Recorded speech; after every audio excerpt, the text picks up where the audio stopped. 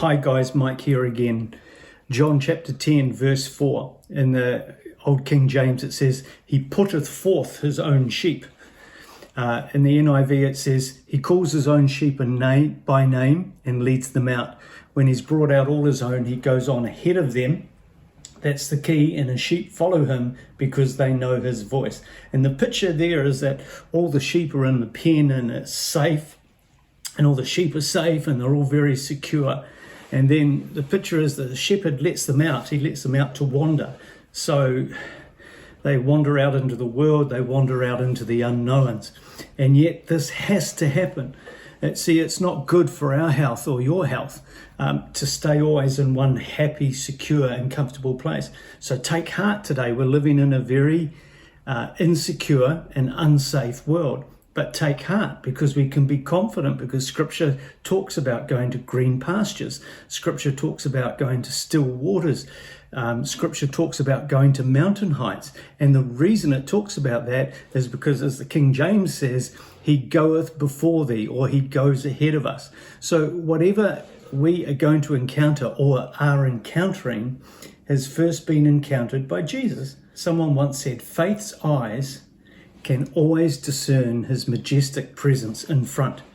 And when that can't be seen, it's dangerous to move forward. Have you ever made decisions without knowing or discerning that was the right thing to do? Think about this, take it to heart.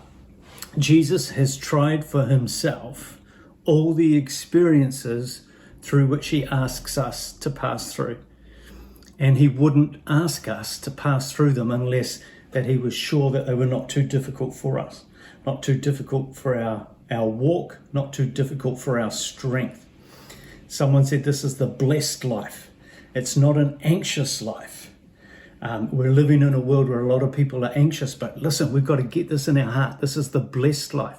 We're not being hesitant about the next step. We're not afraid to choose the path before us. We're not weighed down with responsibility of the future, but we're quietly following the shepherd, Jesus, one step at a time. Notice that it's just a walking pace, it's not a running pace. In the Middle East, the shepherd was always ahead of his sheep.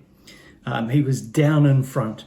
Any attack coming against the sheep had to encounter him first. And it's the same as us. God is down in front of you. He is in your tomorrows. He's in my tomorrows. It's tomorrow that fills men with dread, someone once said. I like what F.B. Meyer said. God is already there. All the tomorrows of our life have to pass Him before they can get to us. And then someone else once said, God is in every tomorrow, therefore I live for today. Take that today. God is in every tomorrow, therefore I live for today. Bless.